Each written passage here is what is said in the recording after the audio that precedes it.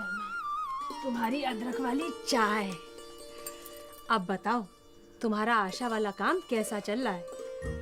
क्या बताऊं दीदी, थोड़ी मुश्किल आ रही है। कुछ लोग तो मेरी बात अच्छी तरह समझ लेते हैं, पर कुछ लोग तो मेरी बात सुनने को भी तैयार नहीं होते। अब उन्हें कौन समझाए कि मैं जो कुछ भी कह रही हूँ उनके भले के लिए ही तो कह रही हूँ।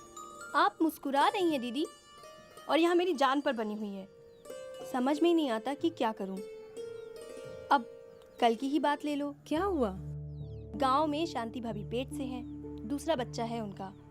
मैं उनके पास उन्हें बताने गई कि उन्हें कम से कम प्रसव पूर्व 3 जांचें आपसे करवाने चाहिए। हाँ, तो मेरी बात सुनने को वो तैयार ही नहीं हुई, बस मुंह पर दरवाजा बंद कर दिया।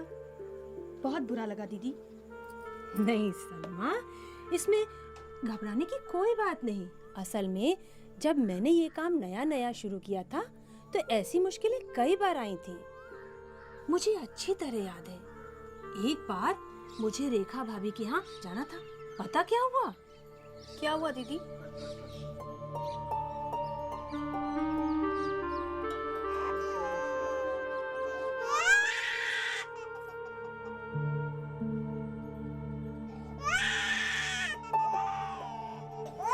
अरे क्या हुआ रेखा भाभी? काहे मुन्ना इतना रो रहा है? अब कहाँ बताएं ना बहन जी, सवेरे से आफत मचाए है। हमरी तो कुछ समझ में नहीं आ रहा, बस रोए जा रहा। अरे भाई, बच्चे को थोड़ा ध्यान से रखा करो। जब सवेरे से रो रहा है तो हमारे पास लेकर काहे नहीं आई? एक तो तुम लोगों को जानकारी नहीं, एक के बाद एक जल्दी जल्दी बच्चे पैदा हो जाते हैं। लाओ लाओ जरा देखो। ना ना, कहाँ है? कहाँ बच्चा? कहाँ? अरे देखे। अरे भाभी, इसको तो दस्त हो रहे हैं, साफ करो इसको। और ये लो, ORS का घोल है, ये घोल कर पिलाती रहना इसको। और ध्यान है कैसे बनाना है? हाँ बताया था, याद है ना? ये पिला देना घोल करके इसको बार बार।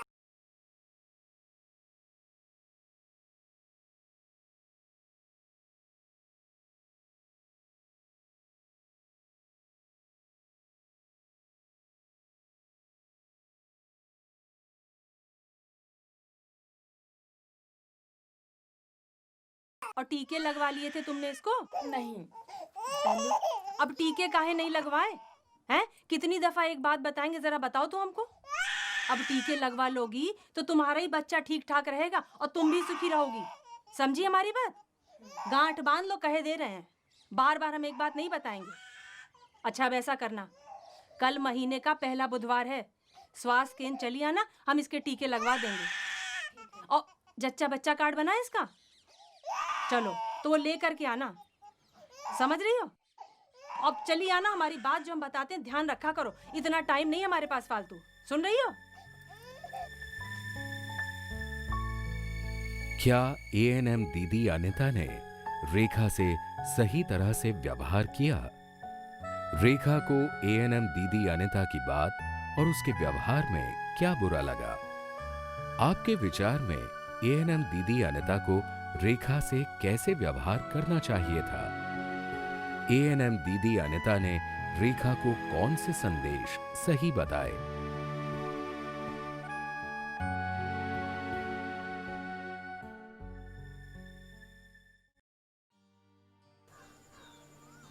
तो अगले रोज रेखा भाभी आई दीदी? नहीं, ना ही वो आई और ना ही फिर उन्होंने कई दिनों तक मुझसे बात की। और बाद में पता चला कि उनके बच्चे की तबीयत बहुत बिगड़ गई थी, यहाँ तक कि उसे अस्पताल में भर्ती कराना पड़ा। यही तो बात है दीदी, लोग हमारी बात समझते ही नहीं, और जब मुसीबत। नहीं नहीं सलमा, ऐसी बात नहीं है। असल में गलती हमेशा उनकी नहीं होती है, हम ही उनको अपनी बात सही तरीके से समझा नहीं पाते हैं। आपका क्या मतलब है? मतलब ऐसे नहीं। ये बताओ कि आज तुम्हें गांव वापस जल्दी तो नहीं जाना ना? नहीं। तो फिर एक काम करते हैं, तुम चलो मेरे साथ। आओ। कहाँ? अरे आओ तो सही, आओ।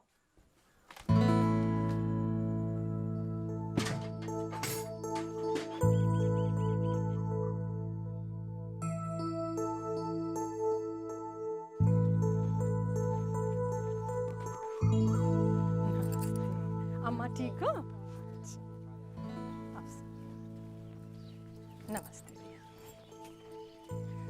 राम राम है ना बहन जी। राम राम जागेश्वर भैया, कैसे हो? ठीक हूँ बहन जी।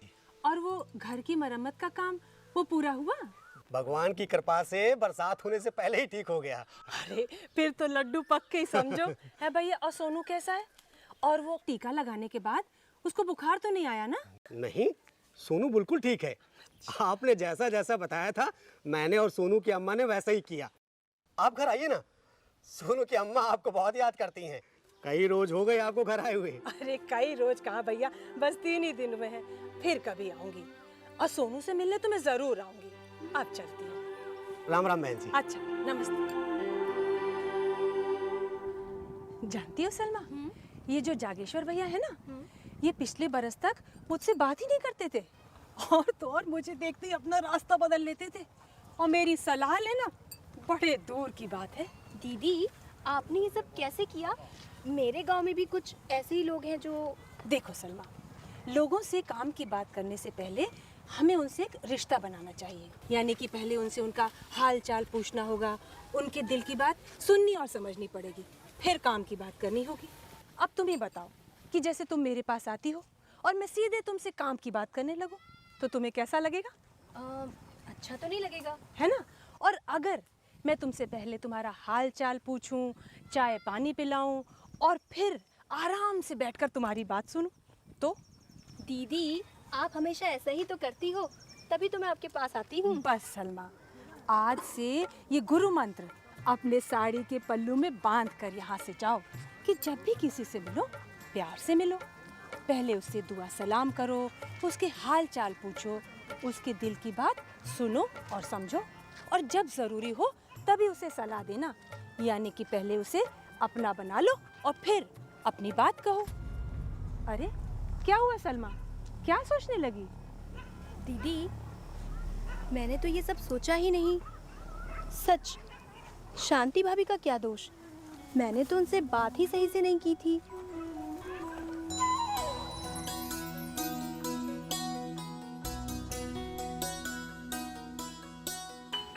तो सलमा, क्या कहा था तुमने शांति भाभी से? दीदी, मैंने शांति भाभी से कहा था... ओहो, देखो तो आप में खून की कितनी कमी है। घर में कुछ खाने वाने को नहीं है क्या? बहन जी वो... अरे अब मैं कहाँ तक समझाऊं? अगर अपने खाने पीने का ध्यान नहीं रखोगी तो कल को मुसीबत आएगी, तब मुझे मत कहना। देखो, संतुलित खाना जरूरी है, आराम करना जरूरी है। और वो आयरन की गोलियां दे गई थी, वो खाई? हाँ वो तो... अरे भाभी, अब मैं अपने हाथों से तो नहीं खिलाऊंगी ना, खा लेना, तुम्हारा ही भला होगा। और टीका लगवाने जाना है, याद है ना? और वो प्रसव पूर्व जांच के लिए एएनएम बहन जी के पास गई थी। मैंने बताया था ना कि कम से कम 3 बार जांच के लिए जाना चाहिए। वो छोटू के बापू मानते ही नहीं आशा बहन। बच्चा तुम जनने वाली हो या छोटू के बापू? देखो, पहले बुध को एएनएम बहन जी उपकेंद्र पर रहती है। मेरे साथ चलना, जांच करवा दूंगी। याद रखना भाभी। हाय अल्लाह, मैं भी क्या क्या करूं।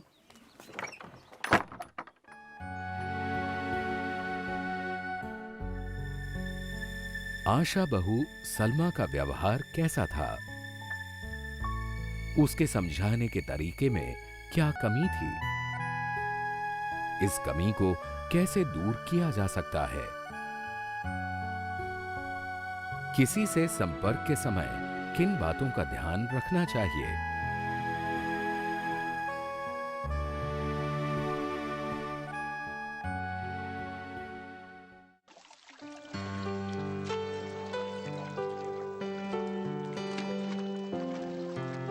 सलमा, तुमने जो कुछ भी शांति भाभी से कहा वो सारी बातें बिल्कुल ठीक थी।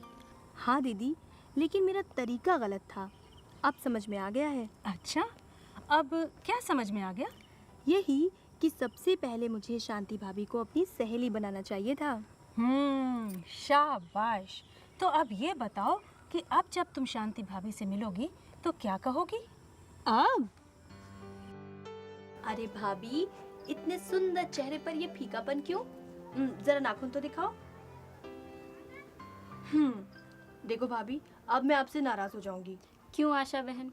बहन कहती हो और बहन की बात भी नहीं मानती। ये क्या कह रही हैं आप? सच कह रही हूँ। आप ठीक से खाना भी नहीं खा रही हो ना।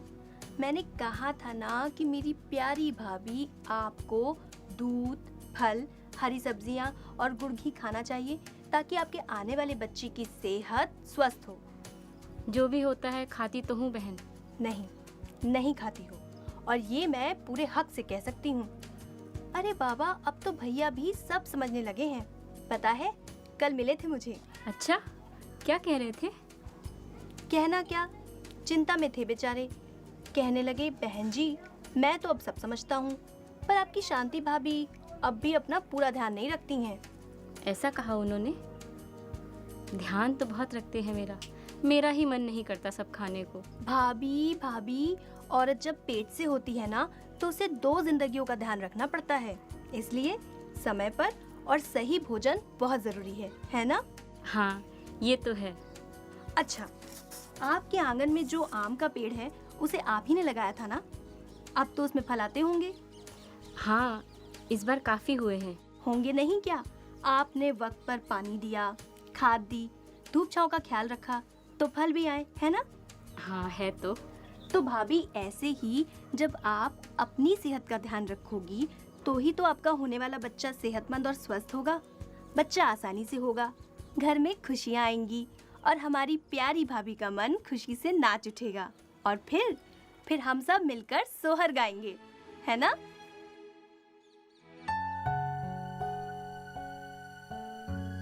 आशा बहू सलमा ने इस बार शांति से कैसे बात की? क्या आशा बहू सलमा ने आपसी बातचीत के 6 चरणों का पालन किया? आशा के लिए आपसी बातचीत के 6 चरणों का पालन करना क्यों जरूरी है? उदाहरण देना तथा मुहावरों का प्रयोग करना क्या सही है?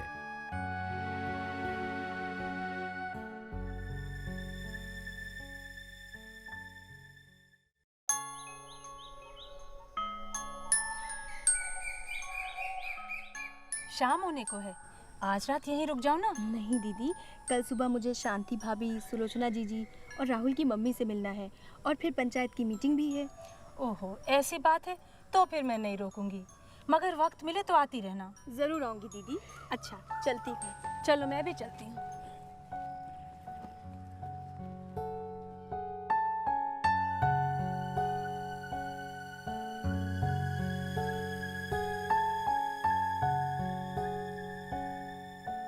आज जाते हुए सलमा के चेहरे पर एक नया जोश और नई उमंग थी। मैं जानती हूँ वो सुबह होने का इंतजार कर रही है। बस मुश्किलें सभी कामों में आती हैं, पर थोड़ी सी समझदारी, पूरी जानकारी, जोश और प्यार से हम अपनी सारी परेशानियों और मुश्किलों पर विजय पा सकते हैं।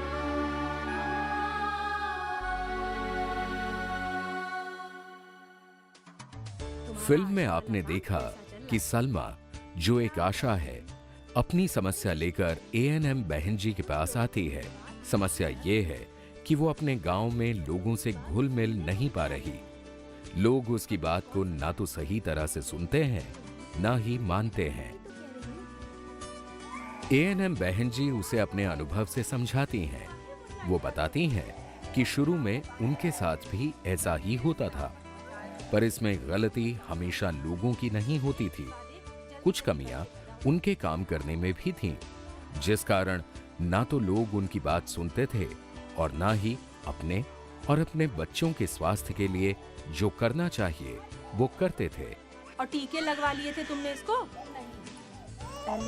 अब टीके काहे नहीं लगवाए हैं? कितनी दफा एक बात बताएंगे, जरा बताओ तो हमको। अब टीके लगवा लोगी तो तुम्हारा ही बच्चा ठीक ठाक रहेगा और तुम भी सुखी रहोगी। समझी हमारी बात? गांठ बांध लो, कहे दे रहे हैं। इतना टाइम नहीं हमारे पास फालतू। सुन रही हो? सलमा देखती है कि अब वैसी बात बिल्कुल नहीं है। अब तो सभी गांव के लोग एएनएम बहन जी का बहुत सम्मान करते हैं और उनकी बातें मानते भी हैं। और वो टीका लगाने के बाद उसको बुखार तो नहीं आया ना? नहीं, सोनू बिल्कुल ठीक है। आपने जैसा जैसा बताया था, मैंने और सोनू की अम्मा ने वैसा ही किया। आप घर आइए ना, सोनू की अम्मा आपको बहुत याद करती हैं। कई रोज हो गए आपको घर आए हुए। अरे कई रोज कहा भैया, बस 3 ही दिन हुए हैं।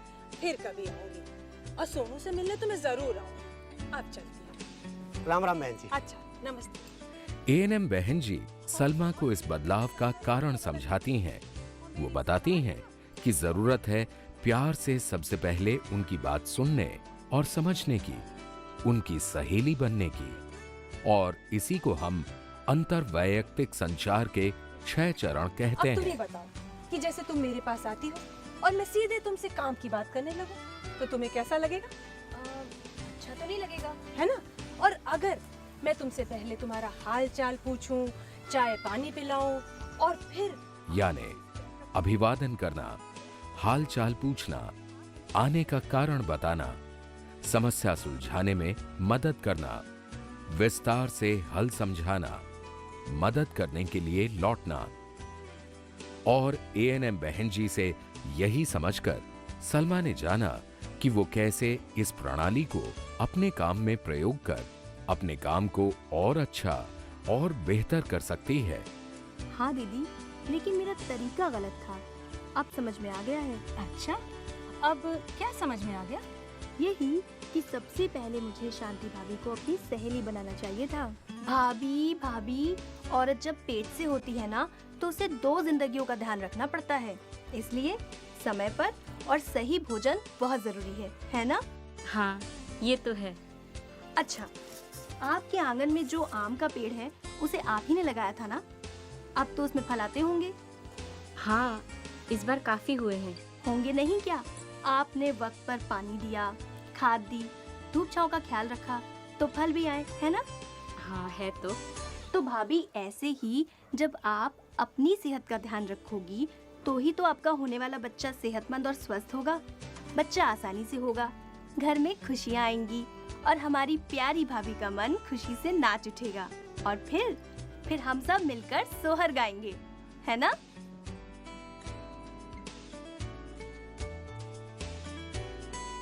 और सलमा अब जोश से भरी अपने गांव लौटती है।